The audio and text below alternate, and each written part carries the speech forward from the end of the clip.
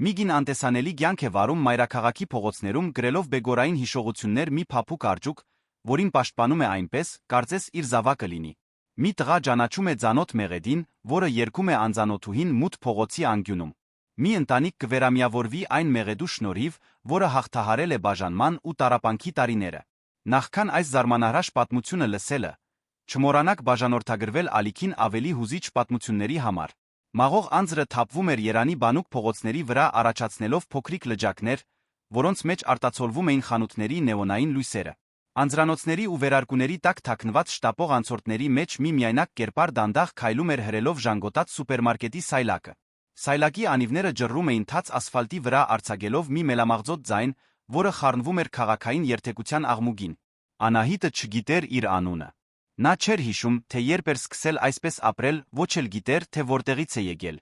Նրա շագանակագույն մազերը, որոնք ժամանակին մետաքսանման էին, հիմա անխնամ թափված էին ուսերին ծածկված գունաթափված բրդյա գլխարկով։ Նրա հագուստը նվիրաբերված կամ գտնված իրերի մի խառնուրդ էր բոլորը մուգ երանգների մեջ, ինչը օգնում էր նրան ձուլվել մեծ քաղաքի ստվերներին։ Սայլակի մեջ, մաշված վերմակներով խնամքով փաթաթված պլաստիկ ծածկով անձրից պաշտպանված,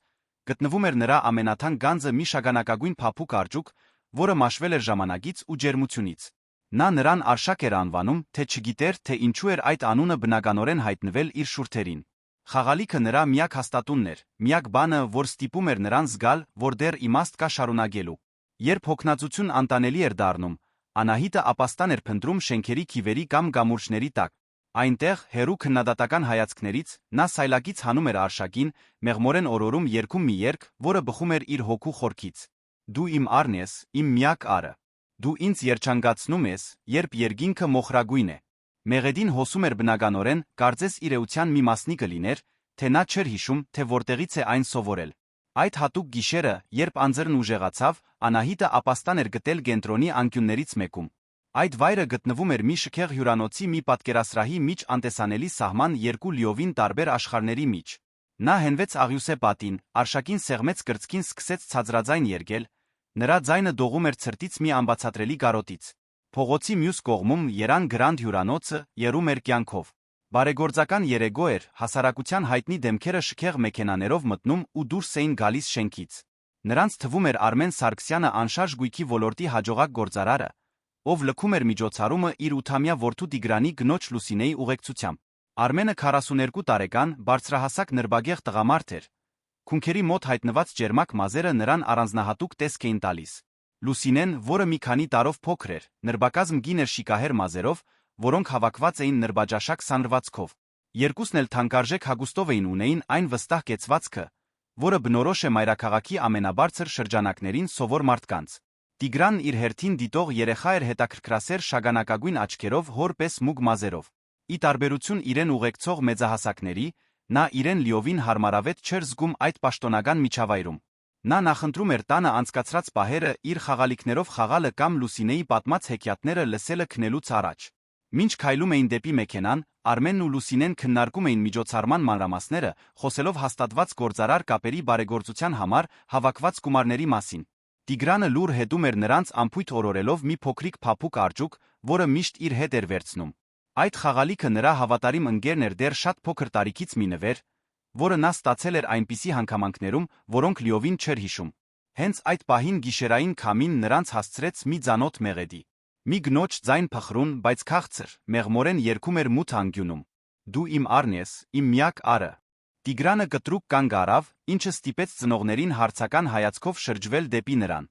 Տիգրան, արի։ Ցուրտ է, արդեն ուշ է, ասաց Լուսինեն ձեռքը մեկնելով տղային։ Բայց Տիգրանը չշարժվեց։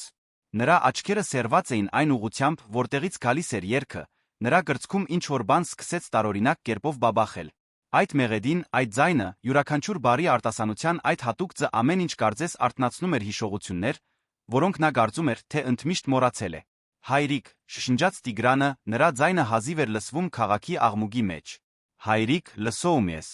Արմենը դադարեցրեց խոսակցությունը, Լուսինեի հետ ուշադրություն դարձրեց այն ամենին, ինչը գրավել էր որդու ուշադրությունը։ Սկզբում նա միայն քաղաքային գիշերվա սովորական ձայներն էր լսում, անցնող մեքենաներ, խոսող մարդիկ, հեռվից լսվող երաժշտություն։ Բայց հետո, կարծես նրա լսողությունը լարվեց մի որոշակի հաճախականության վրա, նա նույնպես լսեց դա։ Երգը կատարվում էր այնպիսի քնքշությամբ, որը սիրտ էր կտրում, յուրաքանչյուր նոտա լցված էր հուսահատ սիրով խորը կարոտով։ Արմենը զգաց, թե ինչպես փշաքաղվեց ոչ թե գիշերվա ցրտից, այլ մի շատ ավելի անհանգստացնող բանից։ Այդ ձայնը երաժշտության մեկնաբանման այդ յուրահատուկ ծթվում էր, թե արձագանքում էր մի անցյալից, որը նա թաղել էր 5 տարի առաջ։ Որտեղից է գալիս այդ երաժշտությունը, հարցրեց Լուսինեն նույնպես զարմացած ամուսնու խորթ որդու տարօրինակ արձագանքից։ Արմենն անմիջապես չպատասխանեց։ Նրա ձեռքերը թեթագի դողում էին, մինչ փորձում էր ընկալել կատարվածը։ 5 տարի առաջ նրա առաջին գինը անհետացել էր սարսափելի ավտովթարի հետանքով։ Մեքենան գտել էին լիովին ջախջախված Սանի մայրուղու ձորերից մեկում, բայց մարմինը երբեք չէր հայտնաբերվել։ Իշխանությունները եզրակացրել էին, որ նա զոհվել է վթարի ժամանակ, հնարավոր է քշվելով այնտեղով հոսող գետի հոսանքով։ Գորուստը գործանարար էր եղել Արմենի հատկապես Տիգրանի համար, ով այն ժամանակ ընդամենը 3 տարեկան էր։ Երեխան ամիսներ շարունակ տանը փնտրում էր մորը հարցնելով, թե երբ է նա վերադառնալու։ Հենց Անահիտն էր սովորաբար երգում «Դու իմ արն ես» երգը ամեն գիշեր որդուն քնեցնելիս մի ավանդույթ, որը նա պահպանել էր Տիգրանի ծննդյան օրվանից։ Լուսինեն նրանց կյանք մտել էր վթարից 2 տարի անց։ Նա բարի հասկացող կին էր, ով օգնել էր Արմենին վերակառուցել իր կյանքը Տիգրանին տվել էր այն մայրական ջերմությունը, որի կարիքը նա այդքան ուներ։ Նրանց ամուսնությունը հիմնված էր նորից սկսելու փոխադարձ կարիքի վրա մի հարգալից միություն, որը գայունություն էր բերել այդ մասնատված ընտանիքին։ Հայրիկ, ես պետք է տեսնեմ, թե ով է երգում, ասաց Տիգրանը իր տարիքի երեխայի համար զարմանալի վճռականությամբ։ Արմենը վարանեց։ Նրա մի մասը ցանկանում էր որդուն հեռու պահել այդ իրավիճակից պաշտպանելով նրան ցանկացած բանից, որը կարող էր բացել հին վերքերը։ Բայց մյուս մասը, որը նա սովորել էր լրացնել տարիների ընթացքում, շշնջում էր, որ թերս կարող է հետաքննել։ Լավ, ասաց նա վերջապես։ Բայց մնում ենք միասին, եղավ։ Երեքով դանդաղ քայլեցին դեպի այն անկյունը, որտեղից գալիս էր երաժշտությունը։ Յուրաքանչյուր քայլի հետ ձայնն ավելի հստակ էր դառնում, ավելի ծանոթ։ Տիգրանը սեղմում էր իր արջուկը կրծքին, մինչդեռ Լուսինեն աջող անհանգստությամբ հետում էր ամուսնու դեմքի լարված արտահայտություններին։ Երբ վերջապես շրջվեցին անկյունից, տեսան Անահիտին։ Նա նստած էր գետնին պատին հենված, արշագին գրկած։ Նրա շուրթերը մեղմորեն շարժվում էին երգելով այն երգը, որը թվում էր, թե բխում է հենց իր հոգուց։ Մոտակա լապտերի թույլ լույսը մասամբ լուսավորում էր նրա դեմքը բացահայտելով նուրբ դիմագծերը փողոցում ապրած տարիների գեղտի հոգնածության տակ։ Տիգրանը մի քայլ առաջ արեց աչքերը լայն բացած։ Երեխայի սիրտը ճանաչում էր այդ կնոջը, թե նրա բանական միտքը չէր կարողանում ստեղծել անհրաժեշտ կապերը։ Կարծես նրա հիշողության մի շատ խորը մաս արթնանում էր այդ տեսարանից։ Մայրիկ, շշնջաց Տիգրանը այնքան ցածր, որ միայն ինքը լսեց։ Անահիտը կտրուկ դադարեցրեց երգը, կարծես զգալով իրեն դիտող մարդկանց ներկայությունը։ Դանդաղ բարձրացրեց աչքերը հանդիպեց տղայի հայացքին։ Մի պահ ժամանակը կարծես կանգ առավ։ Նա այդ շագանակագույն աչքերում տեսավ մի ծանոթ բան, ինչը ստիպեց նրա սրտին արագ բաբախել առանց իմանալու, թե ինչու։ Արմենը զգաց, որ ոտքերը թուլանում են։ Նույնիսկ փողոցային կյանքի տարիների պատճառած ամբողջ փոփոխությամբ, նույնիսկ նիհարությամբ անխնամ տեսքով, այդ դեմքի մեջ կար մի բան, որն ինքը խորապես ճանաչում էր։ Կանաչ աչքերը, ծնոտի նուրբ գիծը, այն ձը, թե ինչպես էր նա թեթագի թեքում գլուխը, երբ նայում էր ինչ-որ մեկին ամեն ինչ հուշում էր հիշողությունների մասին, որոնք նա փորձել էր թաղել։ Արմեն, ինչ է կատարվում, շշնջաց Լուսինեն նկատելով ամուսնուն համակած լարվածությունը։ Բայց Արմենը չէր կարողանում պատասխանել։ Նրա միտքը տակնուվրա էր լինում փորձելով ընկալել մի հնարավորություն, որը հակասում էր ողջ տրամաբանությանը, ողջ իրականությանը, որ նա կառուցել էր վերջին 5 տարիների ընթացքում։ Հնարավոր էր, որ Անահիտը ողջ լիներ։ Հնարավոր էր, որ նա ողջ մնացած լիներ վթարից, ինչ-որ անհասկանալի պատճառով հայտնված լիներ մայրաքաղաքի փողոցներում։ Անահիտն իր հերթին շարունակում էր նայել տղային շփոթված արտահայտությամբ։ Այդ երեխայի մեջ կար մի բան, որն արթնացնում էր ուժեղ մայրական զգացում, նրան պաշտպանելու գրգելու անհապաղ կարիք։ Նա չէր հասկանում, թե որտեղից էր գալիս այդ զգացումը, ինչպես որ չէր հասկանում շատ բան իր սեփական գոյության մասին։ Պահը ընդհատվեց, երբ մի խումբ երիտասարդներ անցան մայթով բարձր ծիծաղելով ու խոսելով։ Աղմուկը ստիպեց Անահիտին վախենալ, նա ավելի ուժեղ սեղմեց արշագին, ավելի շատ կուչ եկավ պատի տակ։ Իրականությունը վերադարձավ բոլորին հիշեցնելով, որ նա ընդամենը մի անօթան մարդ էր, մի գործված հոգի քաղաքային անսահմանության մեջ։ Արմենը մի երերուն քայլ արեց դեպի Անահիտը, բայց Լուսինեն մեղմորեն բռնեց նրա ձեռքը։ Արմեն, թերս ավելի լավ է գնանք, շշնջաց նա անհանգստացած ամուսնու հուզական վիճակով գիտակցելով, որ Տիգրանը գլանում է այդ ողջ լարվածությունը։ Բայց Տիգրանն իր որոշումն էր կայացրել։ Երեխաներին բնորոշ քաջությամբ նա մոտեցավ Անահիտին առանց մի բառ ասելու մեկնեց իր արջուկը նրան։ Կինը նայեց խաղալիքին, հետո տղային, նրա սրտում ինչ-որ բան միաժամանակ կոտրվեց ու բժշկվեց։ Դողացող ձեռքերով նա ընդունեց ժամանակավոր նվերը Տիգրանի արջուկը դրեց Արշակի գողքին։ Երկու խաղալիքները, երկուսն էլ ժամանակից ու սիրուց մաշված, մեղմորեն դիպան իրար։ Այդ պահին Անահիտը զգաց մի անբացատրելի կապ այդ երեխայի հետ, մի մտերմություն, որը գերազանցում էր ցանկացած բանական բացատրություն։ Շնորհակալություն, շշնջաց նա, ձայնը խռպոտված էր հուզմունքից։ Տիգրանը ժպտաց, մի պահ Անահիտի մոտ տպավորություն ստեղծվեց, որ նա արդեն տեսել էր այդ ժպիտը նախկինում իր բեգորային հիշողության ինչ-որ հեռավոր անկյունում։ Տունդարձի ճանապարհը լուր էր լարվածությամբ լցված։ Արմենը վարում էր մեքենան ձեռքերով ամուր սեղմած ղեկը, նրա մտքերը պտտվում էին փողոցի անկյունում տեսած այդ կնոջ շուրջը։ Լուսինեն հետի հայելու միջով դիտում էր ամուսնուն հասկանալով, որ այդ գիշեր ինչ-որ հիմնարար բան է փոխվել։ Տիգրանը հետի նստատեղին նայում էր պատուհանից արջուկը նորից գրկած, բայց նրա միտքը մնացել էր այն գնոջ պատկերի մոտ, ով երգել էր իր սիրելի երգը։ Երբ հասան կենտրոնում գտնվող իրենց շքեղ բնակարանը, որը գտնվում էր տարածքի ամենաժամանակակից շենքերից մեկում, յուրաքանչյուրը գնաց իր անկյունը, կարծես կարիք ունենալով առանձին մարսել կատարվածը։ Արմենը գնաց ուղիղ աշխատասենյակ, Լուսինեն գնաց ննջասենյակ, իսկ Տիգրանը մնաց հյուրասենյակում նստած կաշվե մեծ բազմոցին, դեռս գրկած իր արջուկը։ Բնակարան արտացոլում էր Արմենի մասնագիտական հաջողությունը մարմարե հատակներ, իտալական դիզայներական կահույք,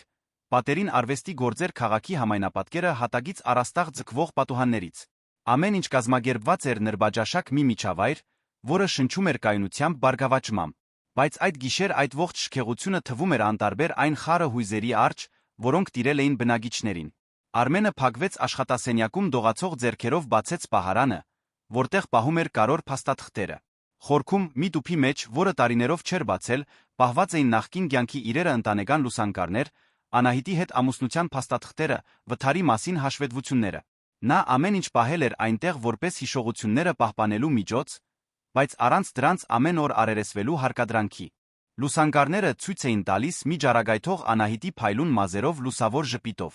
Նկարներում նա Արմենի հետ էր ռոմանտիկ ճամփորդությունների ժամանակ, գրկած էր փոքրիկ Տիգրանին, երգում էր որդու համար։ Մի հատուկ լուսանկար գրավեց նրա ուշադրությունը։ Անահիտը դաշնամուրի մոտ էր, 2 տարեկան Տիգրանը նստած էր նրա գրկում, երկուսն էլ ստեղների առջ։ Նա որդուն սովորեցնում էր նվագել «Դու իմ առն ես» երգը այն երաժշտությունը, որը դարձել էր ընտանիքի պաշտոնական օրորոցայինը։ Արմենը մտովի համեմատեց լուսանկարների այդ կնոջը փողոցում տեսած փխրուն կերպարի հետ։ Փողոցային կյանքի տարիները լիովին փոխել էին Անահիտի արտաքինը, բայց աչքերի մեջ, կեցվածքի մեջ կար մի բան, որը մնացել էր անփոփոխ։ Նա վերցրեց խոշորացույցը մանրամասն զննեց մի լուսանկար, որտեղ Անահիտը կիսադեմով էր։ Այնտեղ հստակ երում էր մի փոքրիկ սպիծաղ քունքի վրա մանկության տարիներին հեծանիվից վայր ընկնելու հետանքով, որի մասին նա պատմել էր, թե ստացել է 7 տարեկանում։ Նրա ձեռքերը դողացին, երբ վերցրեց վթարի պաշտոնական հաշվետվությունը։ Մեքենան գտել էին լիովին ջախջախված ձորի հատակին Սան տանող ճանապարհի շրջադարձերից մեկում սահելուց հետո։ Այդ օրը եղանակային պայմանները վատ էին ուժեղ անձր սահուն ճանապարհ։ Անահիտի մարմինը երբեք չէր գտնվել, իշխանությունները եզրակացրել էին, որ նա քշվել է գետի հոսանքով։ Փրկարարները շաբաթներ շարունակ փնտրել էին, բայց ապարդյուն։ Արմենը վերընթերցեց հաշվետվության յուրաքանչյուր տողը փնտրելով մանրամասներ, որոնք գուցե այն ժամանակ անտեսել էր։ Մեքենան մի քանի անգամ շրջվել էր, վարորդի կողմի դուռը պոկվել էր հարվածից։ Տեխնիկապես հնարավոր էր, որ Անահիտը դուրս նետված լիներ մեքենայից նախքան դրա ջուրն ընկնելը։ Եթե նա ողջ էր մնացել ծանր վնասվածքներով, հատկապես գանգուղեղային վնասվածքով, դա կարող էր բացատրել հիշողության գորուստը այն վիճակը, որում նա գտնվում էր։ Մինչդեռ հիմնական ննջասենյակում Լուսինեն նստած էր հարթարման սեղանի մոտ մեխանիկորեն սանրելով իր շիկահեր մազերը։ Նա անմիջապես նկատել էր Արմենի Տիգրանի վարքագծի փոփոխությունը այդ կնոջ հետ հանդիպումից հետո։ Դա միայն գարեկցանք կամ խղճահարություն չէր։ Կար մի շատ ավելի խորը բան հուզական մի կապ, որը նա չէր կարողանում լիովին հասկանալ։ Հաջորդ առավոտ Արմենը վաղ արթնացավ որոշեց, որ պետք է վերադառնա այդ անկյունը։ Նա չէր կարողանում մտքից հանել այն հնարավորությունը, որքան էլ հեռավոր թվար, որ Անահիտը ողջ է։ Նա տնից դուրս եկավ նախքան Լուսինեի Տիգրանի արթնանալը վարելով մեքենան դեռս դատարկ փողոցներով դեպի քաղաքի կենտրոն։ Երբ հասավ վայրը, տեսավ, որ անկյունը դատարկ է։ Կնոջ կամ նրա իրերի հետքն անգամ չկար։ Արմենը գայանեց մեքենան քայլեց տարածքով փնտրելով որե հետք, թե ուր կարող էր նա գնացած լինել։ Հարցուփորձ արեց խանութսպաններին, ովքեր բացում էին իրենց խանութները, մոտակա շենքի պահագին, բայց ոչ ոք ոչինչ չէր տեսել։ Հենց այն ժամանակ, երբ խոսում էր հաջորդ անկյունում գտնվող մի թխվածքաբլիթների խանութի տիրոջ հետ, նա ստացավ իր առաջին իրական հուշումը։ «Ահ, դուք Անահիտի մասին եք խոսում», ասաց տղամարդը մի միջին տարիքի պարոն, ում գոգնոցը ալյուրոտ էր։ Նա այստեղ հայտնվում է արդեն մի 2 տարի։ Մի քիչ ամաչկոտ է, երբեք խնդիրներ չի ստեղծում։ Երբեմն ես նրան հին հացեր եմ տալիս։ Արմենը զգաց, թե ինչպես սարեց արյունը երակներում։ Անահիտ, դա է նրա անունը։ Այո։ Համենայն դեպս այդպես նա ներկայացավ, երբ հարցրեցի։ Կրթված աղջիկ է, գիտեք, տարբերվում է փողոցում ապրող մյուսներից։ Միշտ շնորհակալություն է հայտնում, միշտ թույլտվություն է հարցնում։ Երում է, որ դաստիարակություն է ստացել։ Իսկ որտեղ է նա սովորաբար լինում օրվա ընթացքում։ Թխողը քորեց գլուխը մտախոհ։ Գիտեք, նա մի քիչ թափառական է։ Երբեմն լինում է 2 թաղամաս այն կողմ գտնվող այգում, երբեմն կամրջի տակ, բայց նա վախենում է բազմությունից, ուստի խուսափում է շատ մարդաշատ վայրերից։ Արմենը շնորհակալություն հայտնեց տեղեկության համար, որոշեց փնտրել նշված վայրերում։ Նրա բանական միտքը պնդում էր, որ դա կարող էր լինել պարզապես զուգադիպություն, որ գուցե կինը պատահական էր ընտրել այդ անունը կամ ինչ-որ մեկն էր նրան տվել։ Բայց նրա սիրտը արագ էր բաբախում մի հույսով, որը նա թաղել էր 5 տարի առաջ։ Նա գտավ նրան Սիրահարների այգում նստած մի հեռու նստարանի, դեկորատիվ շատրվանի մոտ։ Նա մեղմորեն երգում էր արշակի համար հետելով աղավնիներին, որոնք գետնից փշրանքներ էին հավաքում։ Ցերեկային լույսի տակ Արմենը կարողացավ նրան ավելի հստակ տեսնել։ Նա շատ նիհար էր, հագուստը հին էր ու կարկատած, բայց նրա գեցվածքի մեջ կար մի արժանապատվություն, որը հակասում էր նրա ներկա վիճակին։ Արմենը դանդաղ մոտեցավ, փորձելով նրան չվախեցնել։ Երբ նա նկատեց նրա ներկայությունը, բարձրացրեց աչքերը զգուշավոր, բայց ոչ թշնամական արտահայտությամբ։ «Բար ձեզ», ասաց նա մեղմորեն։ «Մենք 3 գիշեր տեսնվեցինք, հիշում եք։ Դուք երգում էիք, որդիս Տիգրանը ինձ հետ էր»։ Անահիտը թեթագի գլխով արեց։ «Հիշում եմ»։ Տղան ինձ տվեց իր արջուկը, որպեսզի արշակի հետ ծանոթանա։ Արմենը գոկորթում սեղմում զգաց, երբ ավելի հստակ լսեց նրա ձայնը։ Այն ավելի խռպոտ էր, քան ինքը հիշում էր, ավելի հոգնած, բայց միանշանակ ծանոթ։ «Իմ անունը Արմեն է», ասաց նա զգուշորեն նստելով նստարանի մյուս ծայրին։ «Իսկ ձերը Անահիտ է, այնպես չէ»։ Նա զարմացած նայեց նրան։ «Որտեղից գիտեք իմ անունը»։ Անկյունի թխվածքաբլիթների խանութի տերն ասաց։ Ասաց, որ դուք արդեն մի քանի տարի է այստեղ եք գալիս։ Ես շատ վաղուցվա բաներ չեմ հիշում, խոստովանեց Անահիտը արշակին սեղմելով կրծքին։ Երբեմն ունենում եմ բեգորներ, ինչպես մի գլուխկոտրուկի գտորներ, որոնք չեն հավաքվում։ Արմենը խորը շունչ քաշեց հավաքելով քաջությունը այն հարցի համար, որը կարող էր ամեն ինչ փոխել։ Անահիտ, դուք որե բան հիշում եք ձեր կյանքից նախքան փողոցում հայտնվելը։ Ընտանիք, տուն, աշխատանք։ Նա փակեց աչքերը, կարծես ջանք էր գործադրում թաղված հիշողություններին հասնելու համար։ Երբեմն երազում տեսնում եմ մի տաք տեղ, որտեղից թխվածքի հոտ է գալիս։ Եվ կա մի երաժշտություն, մի երգ, որը ես անգիր գիտեմ, բայց չգիտեմ, թե որտեղից եմ սովորել։ Ինչ երգ։ Դու իմ առն ես, շնջաց նա։ Ես ամեն գիշեր երգում եմ արշակի համար։ Դա միակ բանն է, որն ինձ ստիպում է զգալ ամբողջական։ Արմենը զգաց, թե ինչպես են արցունքները այրում աչքերը։ Դա այն երգն էր, որն Անահիտը երգում էր Տիգրանի համար ամեն գիշեր, այն մեղեդին, որը դարձել էր իրենց ընտանեկան երջանկության ուղեկիցը։ Անահիտ, ասաց նա հուզված ձայնով, դուք երբե մտածել եք օգնություն փնտրելու մասին։ Կան վայրեր, որտեղ դուք կարող եք մնալ, մարդիկ, ովքեր կարող են օգնել ձեզ վերականգնել ձեր հիշողությունները։ Նա նայեց նրան կասկածանքի հետաքրքրության խառնուրդով։ Ինչու է դա ձեզ հետաքրքրում։ Դուք ինձ նույնիսկ չեք ճանաչում։ Արմենը վարանեց։ Ինչպես բացատրել, որ ինքը կարծում է, թե նա իր անհետացած կինն է։ Ինչպես դա ասել առանց խենթի տպավորություն թողնելու կամ նրան վերջնականապես վախեցնելու։ Որովհետ, ասաց նա վերջապես, յուրաքանչյուր մարդ արժանի է հնարավորության բարձելու, թե ով է ինքը իրականում։ Անահիտը երկար ժամանակ լուր մնաց դիտելով աղավնիներին։ Վերջապես նա խոսեց. Ես վախենում եմ։ Իսկ եթե բարձեմ, թե ով եմ ես, դա ինձ դուր չգա։ Իսկ եթե իմ ընտանիքը չցանկանա ինձ հետ ընդունել։ Իսկ եթե բարձեք, որ ձեզ սիրում են, ընդհատեց Արմենը մեղմորեն։ Իսկ եթե բարձեք, որ ինչ-որ մեկը ձեզ սպասում է արդեն շատ երկար ժամանակ։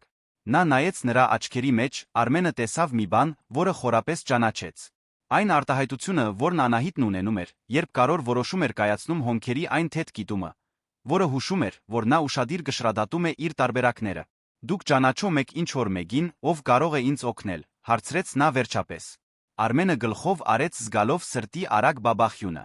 Ճանաչում եմ։ Եվ խոստանում եմ, որ անկախ նրանից, թե ինչ կպարզենք, դուք մենակ չեք մնա։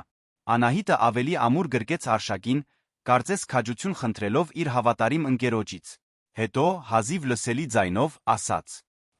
Լավ, ես ընդունում եմ օգնությունը։ Արմենը գիտեր, որ պետք է զգույշ գործի։ Անահիտին անմիջապես տուն տանելը առանց Լուսինեին նախապատրաստելու սխալ կլիներ, որը կարող էր ավելի խարխլել իր ներկա ընտանիքի հիմքերը։ Ուստի նա որոշեց նախ նրան տանել մի չեզոք վայր, որտեղ նա իրեն ապահով կզգար, մինչ ինքը կկազմակերպեր հաջորդ քայլերը։ Նա ճանաչում էր մի պարզ համեստ հյուրատուն կենտրոնում, որտեղ հիմնականում մնում էին գործուղման եկած մարդիկ։ Այն մաքուր էր հյուրընկալ առանց չափազանց շքեղ լինելու,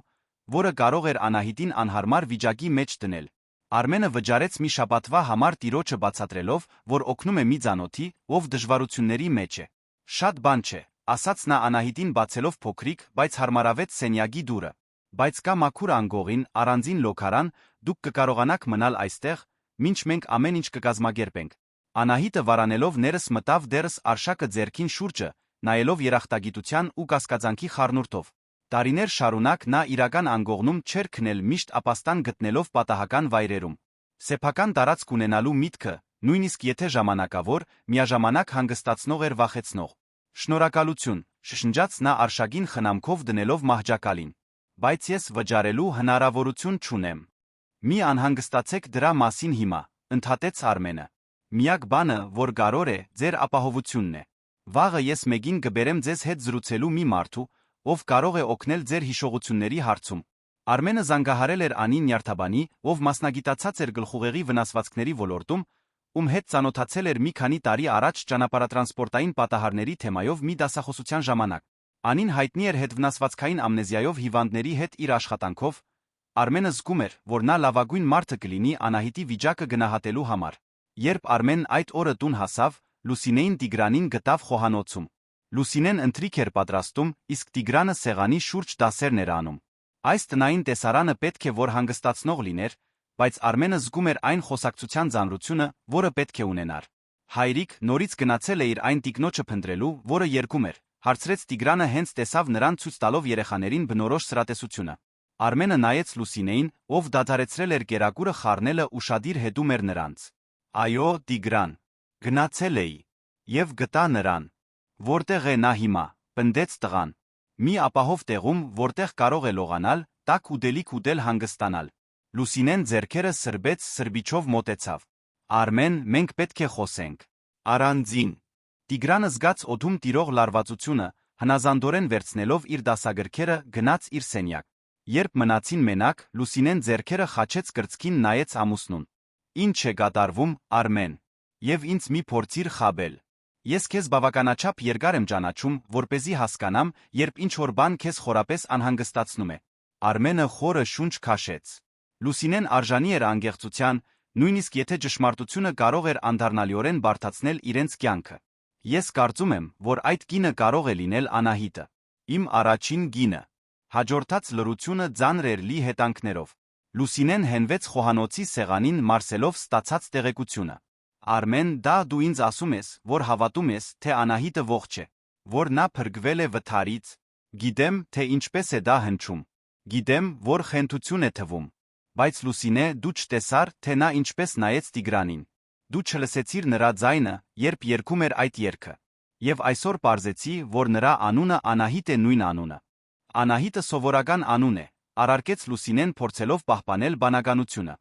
Եվ 5 տարի փողոցում ապրելուց հետո ցանկացած մարդ կարող է անճանաչելի դառնալ։ Ճիշտ է, համաձայնեց Արմենը։ Դրա համար ես պայմանավորվել եմ Նյարդաբանի հետ։ Եթե նա այն մարդն է, ում ես կարծում եմ հետազոտությունները կհաստատեն։ Իսկ եթե ոչ, գոնե ես օգնած կլինեմ մեկին, ով դրա կարիքն ունի։ Լուսինեն քայլեց դեպի խոհանոցի պատուհանը, նայեց ներքում լուսավորված քաղաքին։ Նրա միտքը արագ աշխատում էր վերլուծելով բոլոր հնարավորություններն ու դրանց հետանքները։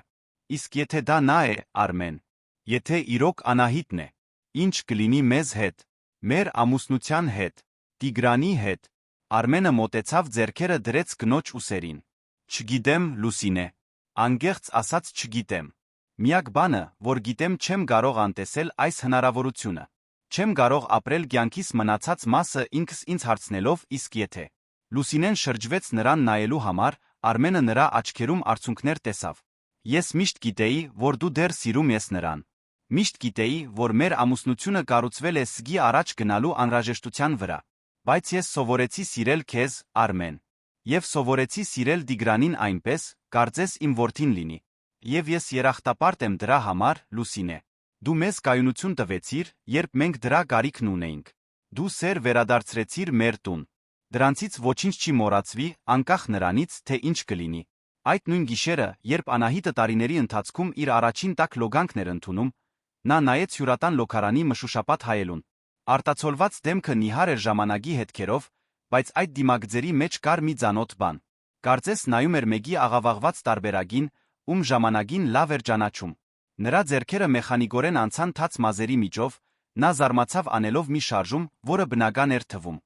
Մազերը բաժանեց մի որոշակի գողմի վրա ստեղծելով մի բացվածք, որը բնականորեն հարթվեց։ Դա անգիտագից ժեստ էր, կարծես նրա մկանները հիշում էին մի բան, որը միտքը մոռացել էր։ Լոքանքից հետո նա հագավ մաքուր հագուստը, որն Արմենն էր գնել մի պարզ, բայց հարմարավետ հավաքածու, նստեց մահճակալին Արշակի գողքին։ Սենյակը փոքր էր, բայց հարմարավետ, ծաղկավոր հին պաստառներով պատուհանով, որը նայում էր բանուկ փողոցին։ Ինչ ես կարծում, Արշակ, շնջաց նա Արջուկին։ Արդյոք ճիշտ բան ենք անում։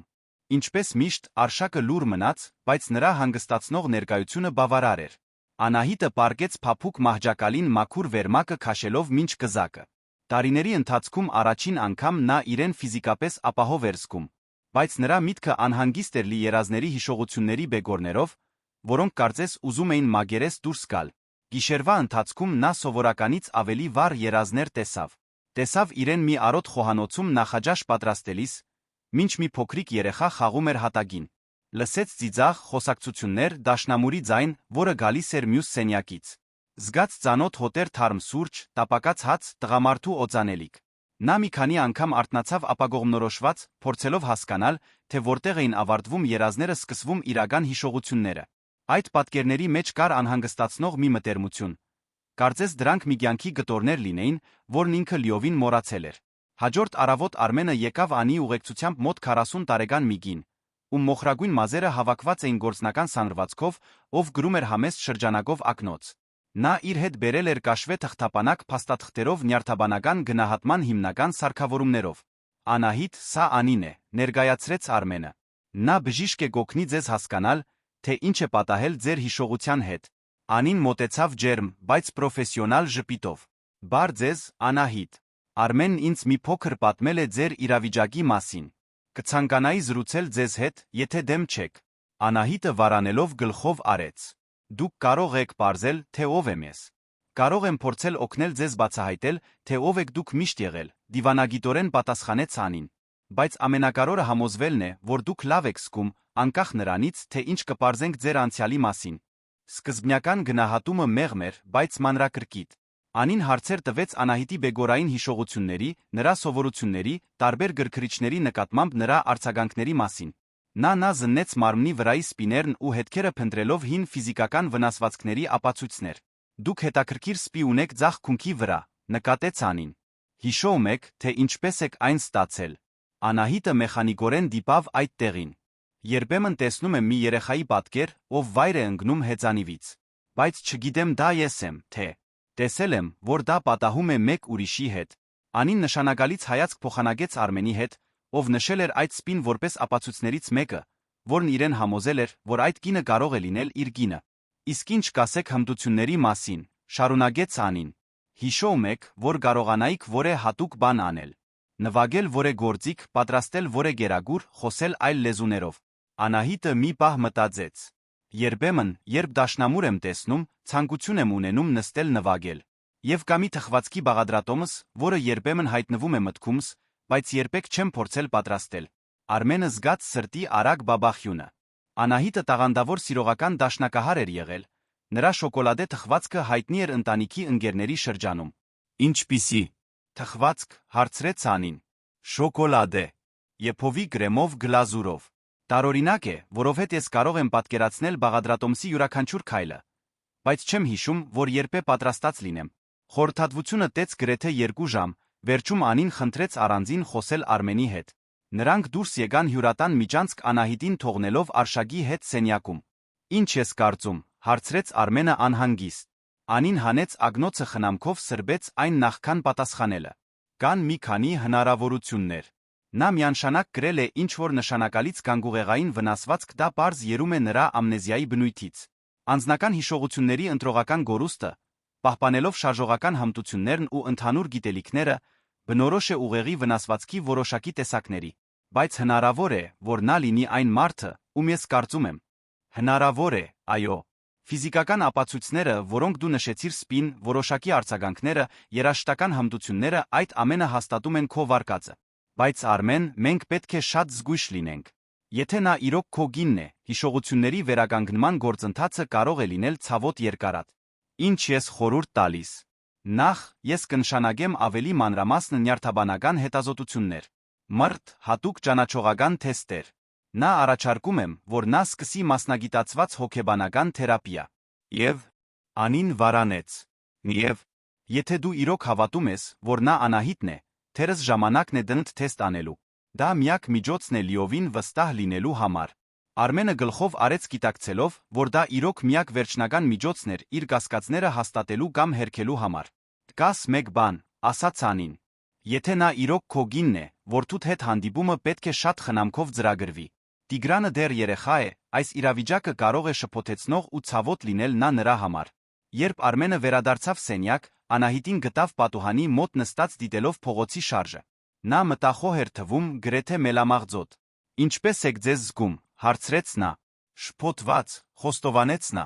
Բժիշկ Անին տվեց հարցեր, որոնք արթնացրին բաներ, որոնց մասին ես չգիտեի, որ քնած են իմ մտքում։ Դա միաժամանակ վախենալու է հուսադրող։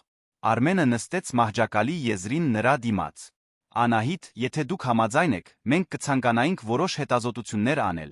որպեսզի ավելի լավ հասկանանք, թե ինչ է պատահել ձեզ հետ, թերս օգնենք վերականգնել ձեր հիշողությունները։ Նա նայեց նրան հոնքերի այն գիտումով, որն Արմենն այդքան լավ գիտեր։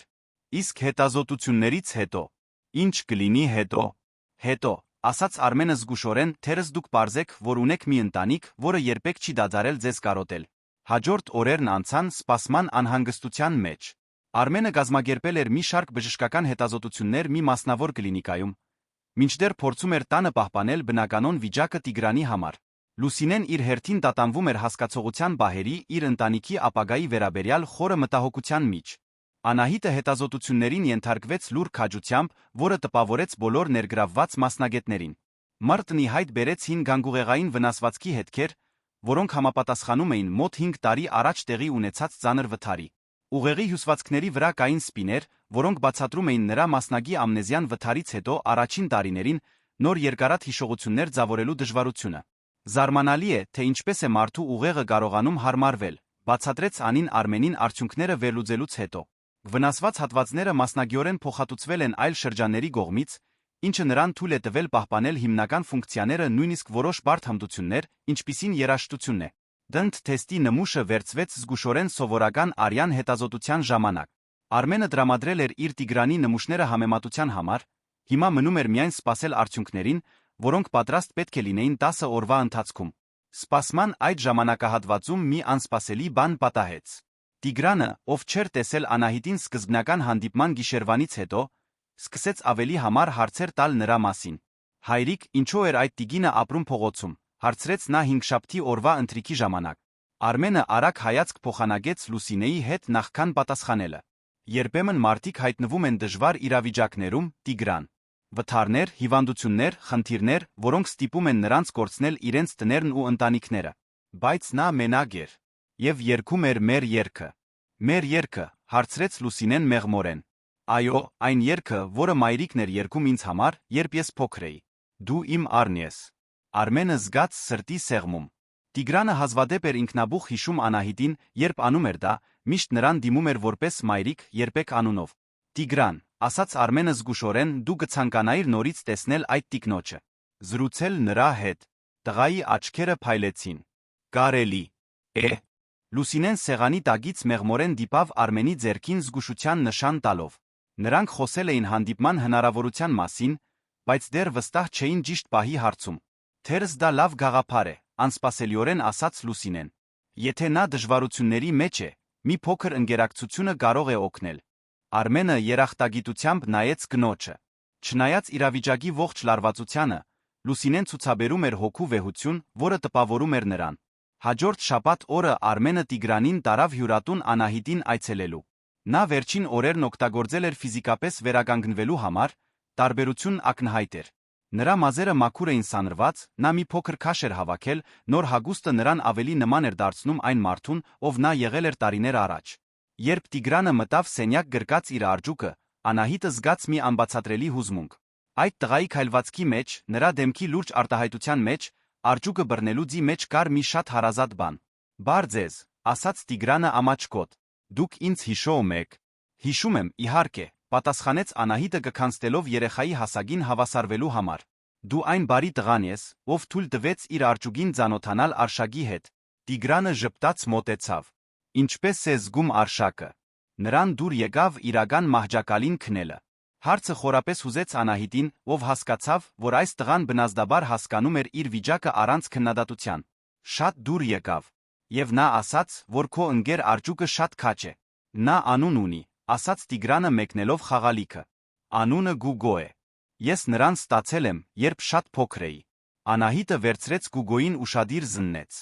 Արջուկը բաց շագանակագույն էր, վզին կապույտ ժապավենով կոճագե աչքերով։ Այդ խաղալիքի մեջ կար մի ծանոթ բան, բայց նա չէր կարողանում հասկանալ, թե ինչ։ Գուգոն սիրուն անուն է, ասաց նա։ Կարող եմ հարցնել, թե ով է նրան նվիրել քեզ։ Տիգրանը մտախոհ դարձավ։ Մայրիկս է տվել։ Առաջին մայրիկս, ոչ թե Լուսինեն։ Նա ասաց, որ Գուգոն կխնամի ինձ, երբ ինքը չկարողանա գողքիս լինել։ Արմենը, ով լուր հետում էր նրանց, զգաց, թե ինչպես են արցունքները այրում աչքերը։ Նա հիանալի հիշում էր այն օրը, երբ Անահիտը գնել էր Գուգոին Տիգրանի համար։ Տղան բարձր ջերմություն ուներ, նա գեսգիշերին դուրս էր եկել բաց տեղատուն գտնելու համար։ Վերադարձի ճանապարհին խաղալիքների խանութի ցուցափեղկին տեսել էր արջուկը որոշել էր գնել այն տղային սփոփելու համար։ Քո մայրիկը երում է շատ առանձնահատուկ մարդ է եղել, ասաց Անահիտը մեղմորեն։ Այո, համաձայնեց Տիգրանը։ Նա ամեն գիշեր երգում էր ինձ համար։ Այն նույն երգը, որ դու էիր երգում այն գիշեր։ Դու հիշում ես այդ երգը։ Տիգրանը գլխով արեց երեխային բնորոշ, բայց վստահ ձայնով սկսեց ցածրաձայն երգել։ Դու իմ առն ես, իմ միակ առը։ Դու ինձ երջանկացնում ես, երբ երգինքը մոխրագույն է։ Անահիտը զգաց, թե ինչպես իր գրծքում ինչ-որ բան շարժվեց։ Առանց մտածելու, նա միացրեց իր ձայնը տղայի ձայնին բնականորեն ներթաշնակվելով, կարծես դա աշխարհի ամենասովորական բանը լիներ։ Արմենը հիացած դիտում էր, թե ինչպես էին նրանց ձայները լրացնում միմյանց ճիշտ այնպես, ինչպես տարիներ առաջ։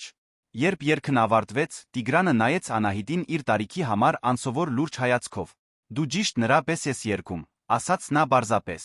Թերս, պատասխանեց Անահիտը, աշխարհի բոլոր մայրիկները նույն ձով են երգում իրենց զավակների համար։ Բայց մինչ նա դա ասում էր, նրա մտքում մի այնպիսի վառ հիշողություն հայտնվեց, որ նա համարյա վայր ընկավ։ Նա տեսավ իրեն նստած մի մահճակալի վրա, մի փոքրիկ երեխա իր գրկում, ինքը երգում էր այդ նույն երգը մանկական սենյակի հարմարավետ մթության մեջ։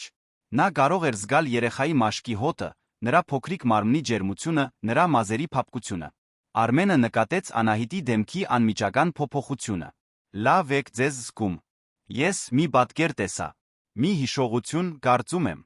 որ երգում եմ մի երեխայի համար, ասաց նա դողացող ձայնով։ Տիգրանը էլ ավելի մոտեցավ երեխաներին բնորոշ անմիջականությամբ բռնեց Անահիտի ձեռքը։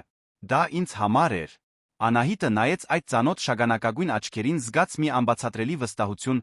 որը բխում էր իր հոգու խորքից։ Կարծում եմ այո, շնջաց նա։ Կեսօրն արագ անցավ։ Տիգրանը Անահիտին ցույց էր տալիս իր դպրոցական տետրի նկարները, պատմում իր դպրոցական ընկերների մասին։ Նա լսում էր քնքուշ ուշադրությամբ, որը բնական էր թվում տալով հետաքրքրված հարցեր ծիծաղելով նրա պատմած չարաճությունների վրա։ Մի պահ Տիգրանը նշեց, որ դպրոցում դաշնամուր է սովորում կցանկանար նվագել «Դու իմ առն ես» երգը ճիշտ այնպես, ինչպես իր մայրն էր անում։ Գիտեք, որ հյուրատան նախասրահում դաշնամուր կա, հարցրեց Արմենը։ Թերս Անահիտը կարող է մի փոքր նվագել։ Երեքով իջան փոքրիկ նախասրահ, որտեղ մի հին դաշնամուր էր դրված ընթերցանության բազկաթոռների կողքին։ Անահիտը վարանելով մոտեցավ գործիքին, կարծես մոտենում էր անցյալի մի ուրվականի։ Երբ նրա ձեռքերը դիպան ստեղներին, մի կախարդական բան պատահեց։ Նրա մատները բնականորեն գտան ճիշտ դիրքերը, դու իմ արն ես երգի մեղեդին հոսեց այնպես, կարծես նա երեկ էր նվագել այդ երգը, այլ ոչ թե 5 տարի առաջ։ Տիգրանը նստեց նրա գողքին դաշնամուրի նստարանին ճիշտ այնպես, ինչպես անում էր, երբ ավելի փոքր էր։ Տեսարանն այնքան ծանոթ էր, որ Արմենը ստիպված էր հենվել պատին, որպեսզի չերերա։ Ինձ կսովորեցնես, խնդրեց Տիգրանը։ Անահիտը առաջնորդեց տղայի փոքրիկ մատները ստեղների վրայով, ցույց տալով նրան հիմնական ակորդները։ Նրանց շփման մեջ կար մի բնականություն, որը գերազանցում էր ցանկացած տրամաբանական բացատրություն։ Կարծես ուսուցիչն ու աշակերտը վերսկսում էին մի դաս, որն ընդհատվել էր շատ վաղուց։ Երբ հեռանալու ժամանակը եկավ, Տիգրանը ինքնաբուխ գրկեց Անահիտին։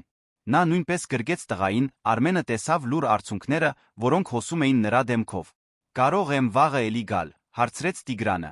Եթե հայրիկդ թույլ տա, ես մեծ սիրով նորից կտեսնեմ քեզ, պատասխանեց Անահիտը։ Տունդարձի ճանապարհին Տիգրանը տեսանելիորեն հուզված էր։ Հայրիկ, նա ինձ սովորեցրեց դաշնամուր նվագել ճիշտ այնպես, ինչպես մայրիկն էր անում։ Եվ նրանից նույն հոտն է գալիս։ Արմենը կտրուկ կանգնեցրեց մեքենան ջամփեզրին։ Ինչ ասացիր։ Նրանից նույն հոտն է գալիս, ինչ մայրիկից։ Քաղցր հոտ, ինչպես ծաղիկների հոտը։ Արմենը հիշեց Անահիտի սիրելի օծանելիքը Հասմիկի նուրբ բուրմունքը,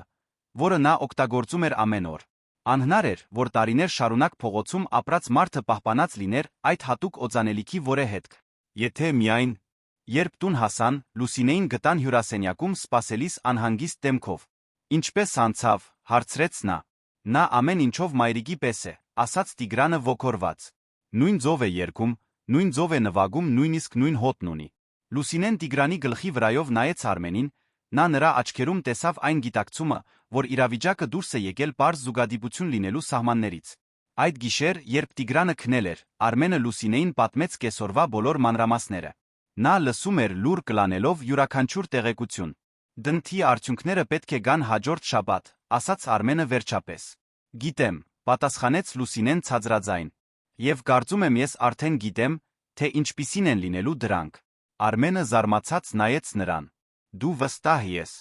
Արմեն, ես ձեզ հետ ապրում եմ 3 տարի։ Ես ճանաչում եմ Տիգրանի արտահայտությունները, գիտեմ նրա ջաշակը, նրա արձագանքները։ Այսօր, երբ նա վերադարձավ, նա ուրիշ էր։ Նա ամբողջական էր։ Կարծես նրա մի մասը, որը քնած էր, արթնացել էր։ Նա վեր գացավ քայլեց դեպի պատուհանը, նայելով գիշերային քաղաքին։ Եվ դու էլ ես ուրիշ։ Այն օրվանից, ինչ գտար այդ կնոջը, քո աչքերի մեջ մի լույս կա, որը ես երբեք չէի տեսել։ Նույնիսկ մեր ամենալավ պահերին։ Արմենը մոտեցավ մեղմորեն դիպավ նրա ուսին։ Լուսինե, ես։ Ոչ, ընդհատեց նա մեղմորեն։ Դու գարիք չունես բացատրվելու։ Ես միշտ գիտեի, որ ես քեզ կիսում եմ մի հիշողության հետ։ Պարզապես չէի սպասում, որ հիշողությունը նորից իրականություն կդառնա։ Նրանք երկար ժամանակ լուր մնացին յուրաքանչյուրն իր մտքերի մեջ այն մասին, թե ինչ կարող էր բերել ապագան։ Դրսում քաղաքը շարունակում էր իր գիշերային կյանքը անտարբեր այն անձնական դրամայի նկատմամբ, որը ծավալվում էր այդ շքեղ բնակարանում, որտեղ 3 մեծահասակ սրտեր փորձում էին կողմնորոշվել մի իրավիճակում, որը հակասում էր հարաբերությունների ցանկացած կանոնի։ Մինչդեռ կենտրոնի փոքրիկ հյուրատանը Անահիտը նստած էր մահճակալին արշակին գրկած, բայց նրա միտքը լցված էր այն տղայի պատկերներով, ով կեսօրն անցկացրել էր իր հետ։ Առաջին անգամ այն օրվանից, ինչ ինքն իրեն հիշում էր, նա զգում էր, որ գտել է մի բան, որը փնտրում էր առանց իմանալու, որ փնտրում է։ Մի նպատակ, մի գապ,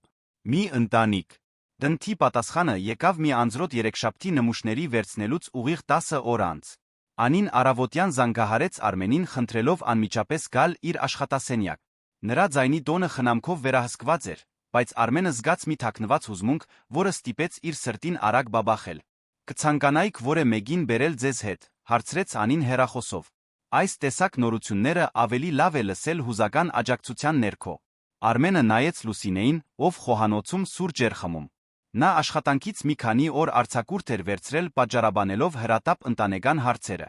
Վերջին օրերի լարվածությունը զգացնել էր տալիս բոլորին։ Ես կգնամ նրա հետ, ասաց Լուսինեն, ով լսել էր խոսակցությունը։ Անկախ արդյունքից, մենք պետք է սրան միասին արերեսվենք։ Տիգրանը դպրոցում էր անտեղյակ այն վճռորոշ պահից, որը տեղի էր ունենում։ Արմենը որոշել էր, որ անկախ արդյունքից երեխային կտեղեկացնեն միայն այն բանից հետո,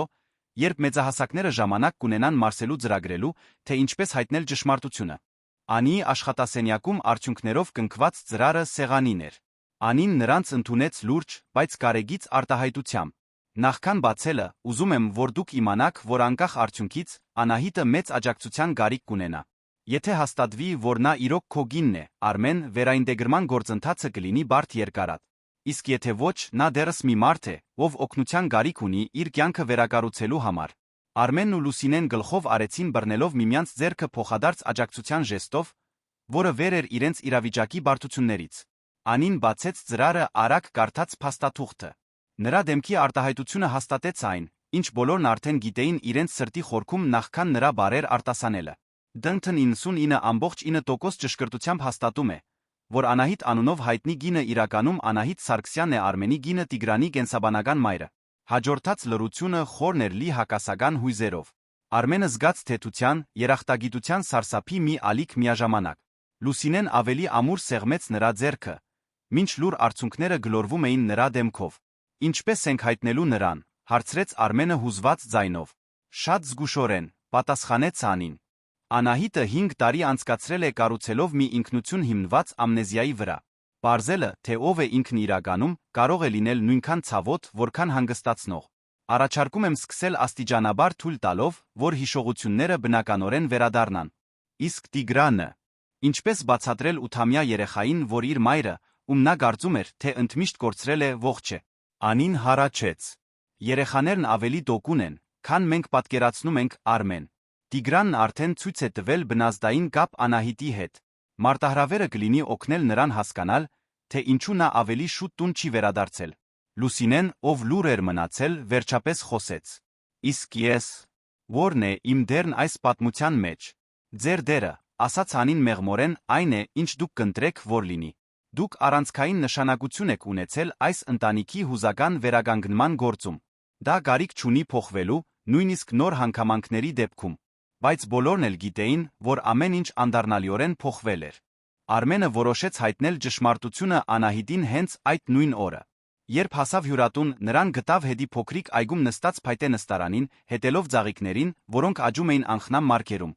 Արշակը նրա գրգում էր, ինչպես միշտ։ Կարող եմ նստել, հարցրեց Արմենը։ Անահիտը տեղ բացեց նստարանին անմիջապես նկատելով նրա կեցվածքի լարվածությունը։ Ինչ որ բան է պատահել։ Արմենը խորը շունչ քաշեց փորձելով գտնել ճիշտ բառերը մի խոսակցության համար, որը կփոխեր երկուսի կյանքն էլ։ Հետազոտությունների արդյունքները եկել են, Անահիտ, եւ մենք որոշ պատասխաններ ունենք այն մասին, թե ով եք դուք։ Նա շրջվեց նրան նայելու համար, նրա կանաչ աչքերը ցույց էին տալիս սպասման վախի խառնուրդ։ Եվ ուրեմն, ով եմ ես։ Ձեր անունը իրոք Անահիտ է։ Անահիտ Սարգսյան։ Եվ դուք,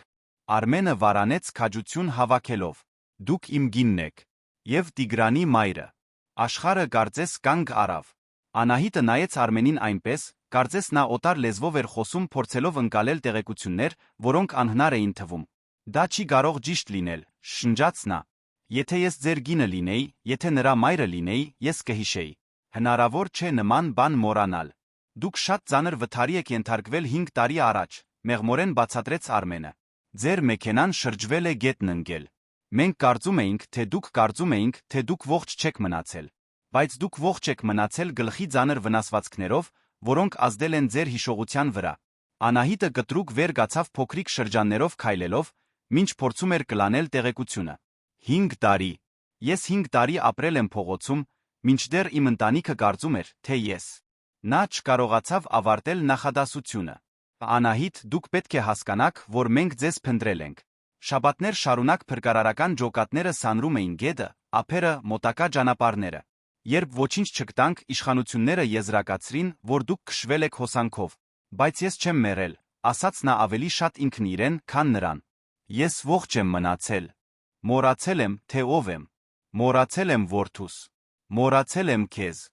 Արմենը զգուշորեն մոտեցավ նրան։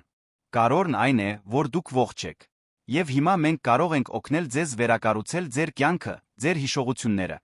Իսկ եթե ես չկարողանամ հիշել, հարցրեց նա շրջվելով դեպի նրան արցունքոտ աչքերով։ Իսկ եթե ես երբեք չդառնամ այն մարդը, ով եղել եմ։ Այդ դեպքում մենք նոր հիշողություններ կստեղծենք, պատասխանեց Արմենը։ Դուք կարիք չունեք դառնալու ճիշտ այն մարդը, ով եղել եք։ Դուք պարզապես պետք է լինեք այն, ով կաք հիմա, այն տարբերությամբ, որ այլս մենակ չեք լինի։ Անահիտը նայեց Արշակին իր գրկում, հանկարծ ամեն ինչ իմաստ ստացավ։ Դրա համար էի ես ինձ այդքան կապված զգում այս արջուկի հետ։ Դա պարզապես լքված խաղալիք չէր, որ ես գտել էի։ Դա իմն էր։ Դա մերն էր։ Դա Տիգրանի առաջին տարեդարձի նվերն էր։ Դու անձամբ էիր ընտրել այն, ասել էիր, որ Արշակը կպաշտպանի մեր որդուն, երբ դու չկարողանաս կողքին լինել։ Արցունքներն այժմ ազատ հոսում էին Անահիտի դեմքով։ Ես 5 տարի պաշտպանել եմ Արշակին գարձելով, թե պաշտպանում եմ մեկ ուրիշի հիշողությունը։ Բայց ես պաշտպանում էի իմ սեփական հիշողությունը։ Իմ սեփական ընտանիքը։ Այդ պահին հիշողությունների բեգորները սկսեցին ավելի հստակ եռալ։ Անահիտը տեսավ մի հարմարավետ տան պատկերներ, Արմենի հետ անցկացրած ալարգոտ առավոտներ մահճակալում, Տիգրանի հետ հատագին խաղալու պահեր։ Պատկերները բեգորային էին ոչ հերթականությամբ, ինչպես սխալ մոնտաժված ֆիլմի տեսարաններ, բայց դրանք միանշանակ իրական էին։ Ես հիշում եմ Տիգրանին խոսել սովորեցնելը, հանկարծ ասաց նա։ Նրա առաջին բառերը մամա, Արշակ էին։ Նա միշտ խառնում էր այդ երկուսը, որովհետև ես նրան երգում էի արջուկը ձեռքիս բռնած։ Արմենը ժպտաց արցունքների միջից։ Իսկ ես հիշում եմ, որ վիճում էի քեզ հետ, որովհետև կարծում էի, թե Տիգրանը արջուկի հետ ավելի շուտ է խոսելու, քան մեզ հետ։ Եվ ես հիշում եմ։ Անահիտը կանգ առավ փակելով աչքերը կենտրոնանալու համար։ Հիշում եմ վերջին օրը։ Անձր էր գալիս։ Ես գնում էի սան մի հատուկ բան բերելու։ Իմ ծննդյան օրն էր, մեղմորեն ասաց Արմենը։ Դու մի ժամացույց էիր պատվիրել սանի մոտ գտնվող մի արհեստանոցում։ Ասացիր, որ անակնկալ է կվերադառնաս ընթրիքին։ Բայց ես երբեք չվերադարձա։ Ոչ ընթրիքին։ Բայց վերադարձար հիմա։ Եվ դա է գարորը։ Նրանք մի պահ լուր մնացին ընկալելով բացահայտվածի ողջ ծանրությունը։ 5 տարվա բաժանումը, ցավը անհաջողությունները դանդաղորեն մշակվում հասկացվում էին։ Իսկ հիմա, հարցրեց Անահիտը։ Ինչ է լինելու հիմա։ Հիմա, ասաց Արմենը, մենք պետք է խոսենք Տիգրանի հետ։ Եվ պետք է որոշենք միասին, թե ինչպես է մեր ընտանիքը վերակառուցվելու։ Իսկ Լուսինեն։ Նա հիմա քո գինն է։ Ես չեմ կարող պարզապես հայտնվել քանդել նրա կյանքը։ Արմենը հառաչեց։ Լուսինեն արտագարկ կին է։ Նա գիտեր, որ այս օրը կարող է գալ։ Իրականում, նա պնդեց ինձ հետ գալ, երբ իմացանք հետազոտությունների արդյունքները։ Նա գիտի։ Եվ ուզում է խոսել քեզ հետ։ Անահիտը զգաց երախտագիտության անհանգստության մի խառնուրդ։ Այն գնոջ հետ հանդիպելու միտքը, ով իր բացակայության ընթացքում խնամել էր իր որդուն ամուսնուն, միաժամանակ հանգստացնող էր սարսափեցնող։ Ես չգիտեմ, թե ինչպես անել դա, խոստովանեց նա։ Չգիտեմ, թե ինչպես նորից մայր լինել, ինչպես կին լինել։ Չգիտեմ արդյոք գիտեմ, թե ինչպես լինել ընտանիքի մի մասը։ Մենք միասին կսովորենք, ասաց Արմենը վերցնելով նրա ձեռքերն իր ձեռքերի մեջ։ Դու, ես, Տիգրանը, նույնիսկ Լուսինեն, եթե նա ցանկանա։ Այս իրավիճակի համար ձեռնարկ չկա։ Մենք կգտնենք ճանապարհը քայլելուն զուգընթաց։ Անահիտը նայեց Արմենի աչքերին, այնտեղ տեսավ այն սերը, որը հաղթահարել էր 5 տարվա բաժանումը, սուգը առաջ գնալու փորձերը։ Այն տարբերվում էր նախկինում եղած սիրուց ավելի հասուն էր, փորձված դժվարություններով, բայց նույնքան խորը։ Ես ուզում եմ փորձել, ասաց նա վերջապես։ Ուզում եմ նորից ճանաչել որդուս։ Ուզում եմ նորից ճանաչել քեզ։ Եվ ուզում եմ ճանաչել այն գնոջը, ով խնամել է մեր ընտանիքը, երբ ես չեմ կարողացել։ Արմենն այնժամ գրկեց նրան, 5 տարվա մեջ առաջին անգամ Անահիտն իրեն իրոք տանը զգաց։ Դա նույն զգացողությունը չէր, ինչ առաջ շատ բան էր փոխվել, սպիներ էին առաջացել, նոր մարդիկ էին մտել պատմության մեջ։ Բայց դա իրական էր, ճշմարիտ էր, դա սկիզբ էր։ Մինչ նրանք գրկախառնված էին հյուրատան փոքրիկ այգում, նրանցից ոչ ոք չտեսավ Տիգրանին, ով կանգնած էր հետի դրան մոտ։ Տղան դպրոցից շուտ էր դուրս եկել ուսուցչական ժողովի պատճառով համոզել էր վարորդին իրեն անմիջապես հյուրատուն բերել։ Նա լսել էր խոսակցության մի մասը, երեխաներին բնորոշ բնազդային իմաստնությամբ հասկացել էր էականը։ Իր մայրը, իր իսկական մայրը ողջ էր։ Նա վերադարձել էր տուն։ Արշակին, ում նա հիմա գիտեր, որ իրականում գուգոն էր քողարկված ամուր սեղմած կրծքին, Տիգրանը դանդաղ մոտեցավ գրկախառնված երկու մեծահասակներին։ Երբ նրանք տեսան նրան, կարիք չեղավ մանրամասն բացատրությունների կամ խնամքով նախապատրաստված խոսքերի։ Մայրիկ, ասաց Տիգրանը պարզապես։ Եվ Անահիտը ավելի շատ բնազդով, քան հիշողությամբ բացեց թերը գրգեց որդուն, ում նա անգիտակցաբար փնտրել էր փողոցներում գորած բոլոր այդ տարիների ընթացքում։ Անահիտի Լուսինեի հանդիպումը տեղի ունեցավ 3 օր անց Կասկադի մոտ գտնվող մի հանգիստ սրճարանում։ Արմենն առաջարկել էր չեզոք միջավայր, որտեղ երկուսն էլ կարող էին զրուցել առանց այն լրացուցիչ ճնշման, որը կառաջանար մի տան մեջ լինելուց, որը մեկի համար օջախ էր եղել, իսկ մյուսի համար ապաստան։ Անահիտը առաջինը եկավ ընտրելով անկյունի մի սեղան հեռու պատուհաններից փողոցի շարժից։ Նա հագել էր Արմենի գնաց պարզ հավաքածուներից մեկը, իսկ մազերը հավաքված էին ցածր սանրվածքով, որն ավելի հստակ էր ցույց տալիս նրա դեմքի նուրբ գծերը։ Նա դեռ իր հետ էր պահում արշակին, որը դարձել էր նրա հուզական հենարանը ինքնաճանաչման այս բուռն գործընթացում։ Երբ Լուսինեն մտավ սրճարան, Անահիտը նրան անմիջապես ճանաչեց։ Նա նրբագեղ կին էր հանդարտ գեղեցկությամբ վստահ կեցվածքով։ Նրա շիկահեր մազերը թափված էին ուսերին, նա գրում էր մուգ կապույտ զգեստ, որն ընդգծում էր նրա բաց գույնի աչքերը։ Նրա շարժումների մեջ կար մի բնական արժանապատվություն, որը ստիպեց Անահիտին անմիջապես հասկանալ, թե ինչու էր Արմենը հրապուրվել նրանով։ Անահիտ, հարցրեց Լուսինեն մեղմորեն մոտենալով սեղանին։ Այո, իսկ դու Լուսինեն ես։ Շնորհակալություն, որ համաձայնեցիր հանդիպել։ Լուսինեն զգուշորեն նստեց, կարծես ցանկացած կտրուկ շարժում կարող էր կոտրել այդ պահի նուրբ խաղաղությունը։ Շնորհակալություն, որ ցանկացար զրուցել ինձ հետ։ Գիտեմ, որ սա հեշտ չպետք է լինի։ Ոչ մեկիս համար էլ հեշտ չէ, համաձայնեց Անահիտը։ Երկու կանայք մի պահ լուր դիտեցին միմյանց յուրաքանչյուրը փորձելով գնահատել մյուսին առանց ներխուժող թվալու։ Վերջապես Լուսինեն խոսեց. Դու ավելի շատ ես նման նրան, քան ես պատկերացնում էի։ Ինչպես թե Տիգրանին։ Նա քո աչքերն ունի, քո գլուխը թեքելու, երբ մտածում է։ Այս 3 տարիների ընթացքում ես միշտ ինձ հարցնում էի, թե ինչպիսին կլիներ այն կինը, ով լույս աշխարհ է բերել նման առանձնահատուկ երեխայի։ Անահիտը զգաց, թե ինչպես են արցունքները այրում աչքերը։ Իսկ դու խնամեցիր նրան։ Այն ողջ ժամանակահատվածում, երբ ես չկարողացա ներկա լինել, դու մայր եղար իմ որդու համար։ Փորձեցի լինել, անգեղծացավ Լուսինեն։ Սկզբում կարծում էի, թե դա պարզապես հիմնական խնամքի, կառուցվածքի, ջերմության հարց կլինի։ Բայց Տիգրանը մի երեխա է, ով գրավում է ցանկացածի սիրտը։ Կարճ ժամանակում ես նրան սիրեցի այնպես, կարծես իմ սեփական որդին լիներ։ Եվ դեռ սիրում ես։ Միշտ կսիրեմ։ Դա չի փոխվի, անկախ նրանից, թե ինչ կլինի։ Մատուցողուհին մոտեցավ, երկուսն էլ սուրճ պատվիրեցին ավելի շատ ձեռքերը զբաղեցնելու բան ունենալու համար, քան սուրճ խմելու իրական ցանկությունից։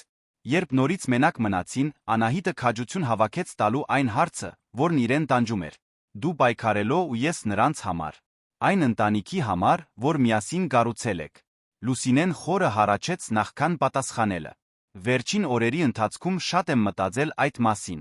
Մտածել եմ փաստաբաններ վարձելու մասին, փաստարկելու, որ խնամքի ու սիրո 3 տարիները պետք է ավելին արժենան, քան կենսաբանական կապերը։ Մտածել եմ պայքարելու մասին։ Իսկ ինչը ստիպեց քեզ փոխել միտքդ։ Միտքս լիովին չեմ փոխել, խոստովանեց Լուսինեն։ Բայց հասկացա, որ պայքարը քո դեմ չէր լինի։ Դա կլիներ մի շատ ավելի մեծ բանի դեմ իսկական սիրո։ Իսկ իսկական սիրո հետ դու չես կարող մրցել։ Անահիտը շփոթված նայեց նրան։ Ես չեմ հասկանում։ Արմենը երբեք չի դադարել քեզ սիրել, Անահիտ։ Մեր ամուսնության ընթացքում նա եղել է հարգալից, քնքուշ, ներկա ամուսին։ Բայց նրա մի մասը միշտ բացակա էր, միշտ ապրում էր 5 տարի առաջվա անցյալում։ Իսկ Տիգրանը երջանիկ երեխա է, բայց նրա մեջ միշտ կար մի թաքնված տխրություն, անավարտության մի զգացում։ Իսկ հիմա 3 տարվա մեջ առաջին անգամ տեսնում եմ ամուսնուս որդուս այո, դեռ նրանց իմն եմ համարում իրապես ամբողջական։ Դա ցավոտ է ինձ համար, բայց նա հանգստացնող։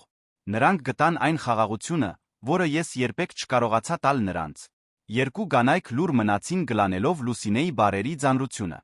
Անահիտը խաղում էր իր գրկի արջուկի հետ, մինչդեռ Լուսինեն պատուհանից դիտում էր փողոցի շարժը։ Ինչ ես անելու հիմա, հարցրեց Անահիտը վերջապես։ Դեռ լիովին չգիտեմ։ Գիտեմ, որ պարզապես չեմ անհետանալու Տիգրանի կյանքից։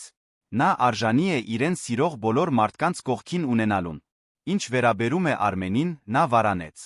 Կարծում եմ մեր պատմությունը բնական ավարտին հասավ։ Դու չես ատում այս իրավիճակը։ Ինձ չես ատում։ Լուսինեն տխուր ժպտաց։ Սկզբում այո։ Երբ Արմենը սկսեց կասկածել, որ դու կարող ես ողջ լինել, զայրույթ զգացի, վախ, վիրավորանք։ Մտածեցի, որ արդար չէ, որ կյանքս տակնուվրա լինի մեկի պատճառով, ով վաղուց անհետացել էր։ Իսկ հիմա հասկանում եմ, որ այս պատմության մեջ ոչ ոք ընտրություն չի ունեցել։ Դու չես ընտրել վթարի ենթարկվելը կամ հիշողություն կորցնելը։ Արմենը չի ընտրել 5 տարի ապրել կարծելով, թե քեզ ընդմիշտ կորցրել է։ Ես չեմ ընտրել սիրահարվել մի տղամարդու, ով դեռ սիրում էր մեկ ուրիշի։ Իսկ Տիգրանը չի ընտրել մեծանալ առանց իր կենսաբանական մոր։ Անահիտը վարանելով ձեռքը մեկնեց սեղանի վրայով թեթագի դիպչելով Լուսինեի մատներին։ Ես ուզում եմ, որ դու իմանաս, որ ես երախտապարտ եմ։ Խորապես երախտապարտ։ Դու խնամեցիր իմ ընտանիքը, երբ ես չկարողացա։ Դու նրանց սեր ու գայունություն տվեցիր։ Դա երբեք չի մոռացվի։ Լուսինեն սեղմեց Անահիտի ձեռքը։ Իսկ ես ուզում եմ, որ դու իմանաս, որ չնայած ամեն ինչին, ես ուրախ եմ, որ դու ողջ ես։ Տիգրանը արժանի է իր մորը վերադարձնելուն։ Իսկ Արմենը արժանի է հնարավորություն ունենալուն վերակառուցել այն կյանքը, որը կարծում էր, թե կորցրել է։ Բայց դու նույնպես արժանի ես երջանիկ լինելու։ Դու արժանի ես գտնելու մեկին, ով կկարողանա քեզ ամբողջությամբ սիրել առանց բաժանումների։ Արժանի եմ, համաձայնեց Լուսինեն։ Եվ մի օր կգտնեմ։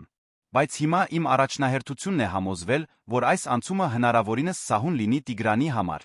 Նա շփոթված է, երջանիկ, բայց նա վախենում է, որ փոփոխությունները նշանակում են, որ նա գործնելու է կարևոր մարդկանց։ Նա ասել է դա։ Երեկ գիշեր նա ինձ հարցրեց, թե արդյոք ես հիմա գնալու եմ, երբ դու վերադարձել ես։ Ասաց, որ չի ուզում, որ էլ ոչ ոք չգնա։ Անահիտը զգաց, թե ինչպես սիրտը գոտրվեց։ Խեղճ երեխա։ Նա արդեն այնքան բանի միջով է անցել։ Դրա համար էլ ես պետք է առայժմ գողքին լինեմ, մինչ նա նորից իրեն ապահով զգա։ Եվ դրա համար դու ու ես պետք է միասին աշխատենք ոչ որպես մրցակիցներ, այլ որպես երկու կին, ովքեր սիրում են նույն ընտանիքը։ Նրանք խոսեցին մեկ ժամ հաստատելով գործնական պայմանավորվածություններ անցումային շրջանի վերաբերյալ։ Լուսինեն կմնար Տիգրանի կյանքում որպես լրացուցիչ մայրական կերպար, ոչ թե փոխարինող։ Նա Արմենը քաղաքագիրտ ու հարգալից ձով կխոսեին բաժանման պայմանների մասին։ Իսկ Անահիտը կունենար ողջ անհրաժեշտ ժամանակը ընտանեկան կյանքին վերաինտեգրվելու համար, առանց ճնշումների կամ անիրական սպասելիքների։ Երբ սրճարանում հրաժեշտ տվեցին, երկու կանայք կարճ գրկախառնվեցին։ Դա ընկերություն չէր, որ ծնվում էր։ Հանգամանքները չափազանց բարդ էին դրա համար։ Բայց դա փոխադարձ հարգանք էր, մի գիտակցում, որ երկուսն էլ գործել էին սիրով արժանապատվությամբ մի անհնարին իրավիճակում։ Այդ նույն երեկոյան Անահիտը ընտրեց այն տանը, որը 5 տարի առաջ իր օջախն էր եղել։ Փորձառությունը միաժամանակ անիրական էր հուզիչ։ Որոշ կահույքներ նույնն էին, մյուսները փոխվել էին։ Պատերին գային Տիգրանի լուսանկարները Լուսինեի հետ մի կյանքի վկայություններ, որը տեղի էր ունեցել իր բացակայության ժամանակ։ Տիգրանը ջարագայթում էր նրան ցույց տալով իր սենյակը, խաղալիքները, նկարները։ Նա մի հատուկ ալբոմ էր ստեղծել այն բոլոր լուսանկարներով, որոնք Արմենը պահել էր նրանից, նրանք միասին թերթեցին էջերը Անահիտը փորձում էր հիշել պատկերներում ֆիքսված պահերը։ Սա իմ ամենասիրելին է, ասաց Տիգրանը ցույց տալով մի լուսանկար, որտեղ Անահիտը դաշնամուրի մոտ էր, փոքրիկ Տիգրանը նստած նրա գրկում։ Հայրիկն ասաց, որ դու ինձ սովորեցնում էիր նվագել մեր երգը։ Եվ սովորեցնում էի, ասաց Անահիտը զգալով հիշողության մի գայծ։ Դու շատ փոքր էիր, բայց միշտ դադարում էիր լաց լինել, երբ ես դաշնամուր էի նվագում։ Դու դեռ հիշում ես, թե ինչպես նվագել։ Կարծում եմ, այո։ Ուզում ես փորձել։ Նրանք գնացին հյուրասենյակ, որտեղ նույն ռոյալը, որն Անահիտը աղոտ հիշում էր, զբաղեցնում էր իր տեղը պատուհանի մոտ։ Երբ նա նստեց նստարանին նվագեց «Դու իմ արն ես» երգի առաջին ակորդները, կարծես 5 տարիները վայրկյանների ընթացքում հալվեցին։ Տիգրանը նստեց նրա գողքին ճիշտ այնպես, ինչպես արել էր հյուրատանը։ Արմենն ու Լուսինեն հետում էին բազմոցից երկուսն էլ արցունքոտ աչքերով տեսնելով այն տեսարանը, որին ականատես էին եղել հարյուրավոր անգամներ անցյալում։ Երկիր ինձ հետ, մայրիկ, խնդրեց Տիգրանը։ Եվ Անահիտը երգեց, նրա ձայնը միախառնվեց որդու բարձր ու քաղցր ձայնին։ Երաժշտությունը արձագանքեց տան մեջ իր հետ տանելով կորսված բոլոր տարիների ծանրությունը, գալիք բոլոր տարիների հույսը։ Երբ երգն ավարտվեց, Տիգրանը ամուր գրկեց Անահիտին։ Հիմա մեր ընտանիքը նորից ամբողջական է, ասաց նա։ Արմենն ու Լուսինեն հայացք փոխանցեցին սենյակի միջով։ Երկուսն էլ գիտեին, որ ընտանիքը վերակազմավորվում էր, ոչ թե պարզապես ամբողջանում։ Կային վերքեր բուժելու համար, հարաբերություններ վերասահմանելու, նոր դինամիկաներ հաստատելու։ Բայց 5 տարվա մեջ առաջին անգամ գար նա հույս։ Հույս, որ սերը բավարար կլինի բարդությունները հաղթահարելու համար։ Հույս, որ նրանցից յուրաքանչյուրը կգտնի իր տեղը այս նոր իրականության մեջ։ Եվ հույս, որ չնայած բոլոր փոփոխություններին, այն երաժշտությունը, որը միավորել էր այդ ընտանիքին անցյալում, կշարունակի միավորել նա ապագայում։ Մինչ Անահիտը քնեցնում էր Տիգրանին այդ գիշեր մի գործողություն, որի մասին նա անգիտակցաբար երազել էր տարիներ շարունակ առանց իմանալու, թե ինչու, նա մեկ անգամ երգեց «Դու իմ արն ես»։ Բայց հիմա, վթարից հետո առաջին անգամ, նա հստակ գիտեր, թե ում համար էր երգում։ Իր որդու համար։ Իր ընտանիքի համար։ Ինքն իր համար։ Այն ապագայի համար, որը նրանք սկսում էին կառուցել միասին ամեն անգամ մեկ նոտայով։ 6 ամիս անց Անահիտը կանգնած էր Երանի համայնքային դահլիճի բեմում, նրա ձեռքերը մեղմորեն հենված էին դաշնամուրի ստեղներին։ Նրա առջ 200 հոգանոց հանդիսատեսը սպասում էր հարգալից լռության մեջ։ Անոթաններին աջակցող հաստատության ամենամյա երեկոն էր, Անահիտը հրավիրվել էր ելույթ ունենալու։ Նա հագել էր մի պարզ կապույտ զգեստ, մազերը բնական ալիքներով թափված էին ուսերին, նրա դեմքը ջարագայթում էր մի հանդարտություն, որը կառուցվել էր ամիսներ տած թերապիայի, ընտանեկան սիրո սեփական անձի վերահայտնագործման շնորհիվ։ Արշակը զգուշորեն տեղադրված էր դաշնամուրի անկյունում որպես լուր հիշեցում այն արտասովոր ճանապարհի, որը նրան հասցրել էր այստեղ։ Առաջին շարքում Արմենը բռնել էր Տիգրանի ձեռքը, երկուսն էլ հպարտությամբ հուզմունքով հետում էին այն գնոջն ու մորը, ով այդքան անսպասելիորեն վերադարձել էր իրենց կյանք։ Մի քանի շարք հետում Լուսինեն նստած էր Պետրոսի գողքին մի բարի բժշկի, ում հետ ծանոթացել էր մանկական զարգացման թեմայով մի գիտաժողովի ժամանակ 3 ամիս առաջ։ Նրանց հարաբերությունները դեռ նոր էին, բայց հուսադրող կառուցված անգեղծ հիմքերի վրա առանց անցյալի ստվերների։ Այս երգը, ասաց Անահիտը բարձրախոսով, նրա հստակ ձայնը արձագանքեց դահլիճում, ինձ ուղեկցել է կյանքիս ամենամութ տարիների ընթացքում։ Երբ ես չգիտեի, թե ով եմ, երբ չունեի գնալու տեղ, երբ ինձ լիովին գործված էի զգում աշխարհում, կար այս մեղեդին, որն ամեն գիշեր բխում էր իմ սրտից։ Այսօր ես գիտեմ, թե ինչու։ Նա ժպտաց Տիգրանին, ով պատասխանեց ոգորված ձեռքով անելով։ Այս երգը այն կամուրջն էր, որն ինձ միացնում էր իմ էության ամենակարևոր մասի հետ մոր անվերապահ սիրո իր զավակի հանդեպ։ Նույնիսկ երբ իմ միտքը մոռացավ, թե ով եմ ես, իմ սիրտը երբեք չմոռացավ սիրել։ Անահիտը սկսեց նվագել «Դու իմ արն ես» երգի առաջին ակորդները, նրա ձայնը այժմ հզոր ու վստահ լցրեց դահլիճի յուրաքանչյուր անկյունը։ Բայց այս անգամ նա մենակ չէր երգում։ Տիգրանը վեր կացավ իր տեղից, սկսեց երգել նրա հետ, նրա երեխայական ձայնը կատարելապես ներթաշնակվում էր մոր ձայնի հետ։ Շուտով այլ ձայներ էլ միացան։ Արմենը հուզված ավելացրեց իր թավ ձայնը։ Լուսինեն, ով տարիներ շարունակ երգել էր այդ երգը Տիգրանի համար, նույնպես մասնակցեց։ Եվ աստիճանաբար ողջ հանդիսատեսը ներգրավվեց մեղեդու մեջ, ստեղծելով հույսի ու վերածնդի մի ինքնաբուխ երգչախումբ։ Երբ երգն ավարտվեց, լռությունը տեց ընդամենը մի քանի վայրկյան նախքան վերածվելու երկարատ ու ոգորված ծափահարությունների։ Անահիտը վեր կացավ, կարճ գրկեց արշակին, քայլեց դեպի բեմի եզրը։ 8 ամիս առաջ, ասաց նա, երբ ծափերը լռեցին, ես ընդամենս մի անտեսանելի մարդ էի այս քաղաքի փողոցներում։ Ապրում էի ամեն օր փորձելով գոյատել ինձ հետ գրելով միայն այս արջուկը մի երգ, որի ձագումը չգիտեի։ Այսօր ես կանգնած եմ ձեր առջ ոչ միայն որպես մեկը, ով փրկվել է փողոցներից, այլ որպես մեկը, ով բացահայտել է, որ մենք երբեք իրապես կորսված չենք լինում, երբ մեր սրտերում սեր ենք կրում։ Նա դադար տվեց, նրա աչքերը շրջեցին հանդիսատեսի վրայով։ Իմ պատմությունը երջանիկ ավարտ ունեցավ, որովհետ բարի մարդիկ հրաժարվեցին ինձնից ձեռք քաշել։ Իմ ամուսին Արմենը, ով նույնիսկ կարծելով, թե ես մահացել եմ, վառ պահեց մեր սերը։ Իմ որդի Տիգրանը, ով ճանաչեց իր մորը մութ անկյունում մի անծանոթուհու երգած երգի միջոցով։ Եվ Լուսինեն մի արտակարգ կին, ով խնամեց իմ ընտանիքը անգեղծ սիրով, ով, նույնիսկ անհնարին հանգամանքների առջ, ընտրեց վեհանձնությունը վիրավորանքի փոխարեն։ Լուսինեն զգուշորեն սրբեց արցունքը, մինչ Պետրոսը մեղմորեն սեղմեց նրա ձեռքը ի նշան աջակցության։ Բայց հիմնականում, շարունակեց Անահիտը, իմ պատմությունը երջանիկ ավարտ ունեցավ, որովհետև ես սովորեցի, որ մեր իրական ինքնությունը ոչ միայն մեր հիշողությունների մեջ է, այլ սիրելու սիրված լինելու մեր կարողության։ Նույնիսկ երբ ես չգիտեի իմ անունը, ես երբեք չդադարեցի մայր լինելուց։ Երբեք չդադարեցի գին լինելուց։ Երբեք չդադարեցի մարդ լինելուց։ Նա էլ ավելի մոտեցավ բեմի եզրին, նրա ձայնը դարձավ ավելի մտերմիկ ու անձնական։ Այստեղ գտնվող յուրաքանչյուր մարդու համար, ով երբե իրեն գործված, մոռացված կամ անտեսանելի է զգացել, դուք կարոր եք։ Ձեր պատմությունները կարոր են։ Ձեր երազանքները կարոր են։ Եվ ինչ որտեղ, ինչ որ ձով կա մեկը, ով երգում է ձեր երգը սպասելով, որ դուք գտնեք ձեր տունդարձի ճանապարհը։ Հանդիսատեսը լիովին լուր էր կլանելով յուրաքանչյուր բառը։ Իսկ նրանց համար, ովքեր հնարավորություն ունեն օգնելու, ձեռք մեկնելու դժվարության մեջ գտնվող մեկին։ Արեք դա։ Որովհետև երբեմն մի փոքրիկ բարությունը կարող է լինել ընդմիշտ կորչելու տունդարձի ճանապարհը գտնելու միջ եղած տարբերությունը։ Երբեմն մեկի մեջ մարդկայնությունը ճանաչելը կարող է լինել առաջին քայլը, որպեսզի այդ մարդը վերահայտնագործի, թե ով է ինքն իրականում։ Անահիտը վերադարձավ դաշնամուրի մոտ, նվագեց վերջին մի քանի ակորդները մեղմ ու հանգստացնող։ Այս երեկո ես իմ պատմությունը նվիրում եմ բոլորին, ովքեր դեռ փնտրում են իրենց տունդարձի ճանապարհը, եւ այն ընտանիքներին, ովքեր վառ են պահում լույսերը,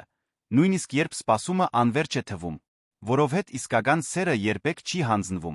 Իսկական սերը միշտ գտնում է տուն վերադառնալու ճանապարհը։ Ձափահարությունները երկար էին ու հուզիչ։ Հանդիսատեսի մեջ շատերը բացահայտ լաց էին լինում, հուզված Անահիտի ելույթի անգեղծությունից ճառագայթող հույսից։ Միջոցառումից հետո ընտանիքը հավաքվեց դահլիճի նախասրահում։ Տիգրանը վազեց գրգելու Անահիտին, նրան հետեց Արմենը։ Լուսինեն մոտեցավ Պետրոսի հետ, վեցով հանդիպեցին գրկախառնությունների շնորհավորանքների մի շրջանում։ Ես շատ հպարտ եմ քեզնով, ասաց Լուսինեն Անահիտին։ Քո քաջությունը գիսվելու քո պատմությամբ շատ կյանքեր կփոխի։ Մեր պատմությամբ, ուղղեց Անահիտը։ Սա նա մեր պատմության մի մասն է։ Այն պատմության, թե ինչպես կարող է ընտանիքը վերակառուցվել նույնիսկ կոտրվելուց հետո։ Պետրոսը, ով խորը հուզմունքով էր լսել ելույթը, մոտեցավ։ Կներեք միջամտելու համար, բայց ուզում էի ասել, որ ձեր խոսքը իմ լսած ամենաոգեշտչող բաներից էր։ Ես աշխատում եմ վնասվածքներ ստացած երեխաների հետ, սիրո ու ինքնության մասին ձեր խոսքերը գուղեկցեն ինձ իմ աշխատանքում։ Շնորհակալություն, ասաց Անահիտը։ Եվ շնորհակալություն Լուսինեի մասին հոգ տանելու համար։ Նա արժանի է աշխարհի ողջ երջանկությանը։ Լուսինեն ժպտաց գնահատելով, թե ինչպես էր Անահիտը գտել օրնելու իր նոր հարաբերությունները առանց անհարմարության կամ վիրավորանքի։ Երբ դուրս եկան դահլիճից, սկսեց թեթ անձր գալ։ Փոխանակ շտապելու պաշտպանվել, ընտանիքը դանդաղ քայլեց թաց մայթով վայելելով անձրի թարմացնող զգացողությունը։ Տիգրանը վազեց առաջ երեխայական ուրախությամբ թռչկոտելով ջրափոսերի վրայով։ Արմենն ու Անահիտը քայլում էին կողք կողքի, նրանց ձեռքերը բնականորեն հյուսված էին։ Լուսինեն Պետրոսը հետում էին նրանց մի քանի քայլ հետից ցածրաձայն զրուցելով ելույթի մասին։ Գիտես, թե որն է այս ամենի ամենազարմանալի մասը, ասաց Արմենը Անահիտին։ Ինը չէ, որ մեր պատմությունը չավարտվեց, երբ դու անհետացար։ Այն պարզապես դադար տվեց։ Եվ հիմա մենք նոր գլուխներ ենք կրում։ Անահիտը ժպտաց դեմքը բարձրացնելով անձրի տակ։ Եվ ինչպիսի։ Հրաշալի գլուխներ են դրանք։ Տիգրանը վազելով վերադարձավ նրանց մոտ լիովին թրջված ու ջարագայթող։ Մայրիկ, երգիր մեր երգը։ Եվ այնտեղ փողոցի մեջտեղում գիշերային մեղմ անձրի տակ Անահիտը սկսեց մեկ անգամ երգել Դու իմ առնես։ Տիգրանը անմիջապես միացավ նրան, հետո Արմենը։ Լուսինեն Պետրոսը, մի քանի քայլ հետում, նույնպես ավելացրին իրենց ձայները մեղեդուն։ Փողոցով անցնող մարդիկ կանգնում էին դիտելու այդ տարօրինակ ընտանիքին, որը երգում էր անձրի տակ, ոմանք ժպտում էին, ոմանք հուզվում էին տեսարանի պարզ գեղեցկությունից։ Մի մեղեդի, որը սկսվել էր որպես միայնակ ողբ մութ փողոցներում, վերածվել էր տոնակատարության վերածննդի օրհներքի։ Մինչ երգում էին, Անահիտը մտածեց բոլոր գործված տարիների մասին, բոլոր այն գիշերների մասին, երբ երգել էր այդ երգը Արշակի համար առանց իմանալու, թե ինչու, բոլոր այն անգամների մասին, երբ իրեն անտեսանելի ու մոռացված էր զգացել։ Բայց նա մտածեց այն ապագայի մասին, որը բացվում էր իրենց արջ լի հնարավորություններով վերակտնված սիրով։ Նրա ճանապարհը փողոցներից դեպի տուն ավարտվել էր։ Բայց նրա ճանապարհը որպես մայր, կին վերակառուցված կին նոր էր սկսվում։ Եվ վթարից հետո առաջին անգամ Անահիտը չէր զգում տխրության կամ գորստի որեսթվեր։ Զգում էր միայն անսահման երախտագիտություն ողջ լինելու համար, իր տունդարձի ճանապարհը գտնելու համար բացահայտելու համար, որ նույնիսկ երբ կորցնում ենք ամեն ինչ, սերը միշտ գտնում է միծ մեզ տուն հասցնելու համար։ Ընտանիքի հետքերը անհետանում էին թաց մայթի վրա, մինչ նրանք հեռանում էին, բայց նրանց ներկայությունը, նրանց երաժշտությունը, սերը, հույսի պատմությունը ընդմիշտ կմնար բոլոր նրանց հիշողության մեջ, ովքեր ականատես եղան այդ հատուկ գիշերվան։ Պատմության ավարտ։ Սիրելի ունկնդիրներ, հուսով ենք, որ Անահիտի, Արմենի, Տիգրանի, Լուսինեի արտասովոր ճանապարհորդությունը խորապես դիպավ ձեր սրտերին։ Այս պատմությունը մեզ սովորեցնում է, որ իսկական սերը հաղթահարում է ժամանակը, տարածությունը, նույնիսկ հիշողության գորուստը, որ ընտանիքները կարող են վերակառուցվել ավելի գեղեցիկ ձևով, քան երբեք պատկերացրել են։ Եթե այս հուզիչ պատմությունը ոգեշնչեց ձեզ նույնքան, որքան մեզ, չմոռանաք բաժանորդագրվել մեր ալիքին մարդկային ոգու ուժը փառաբանող ավելի շատ պատմությունների համար։ Լայք դրեք, եթե մեզ պես հավատում եք, որ յուրաքանչյուր մարդ արժանի է երկրորդ հնարավորության գտնելու իր տունդարձի ճանապարհը։ Իսկ մեկնաբանություններում կիսվեք հույսի հաղթահարման ձեր սեփական պատմություններով,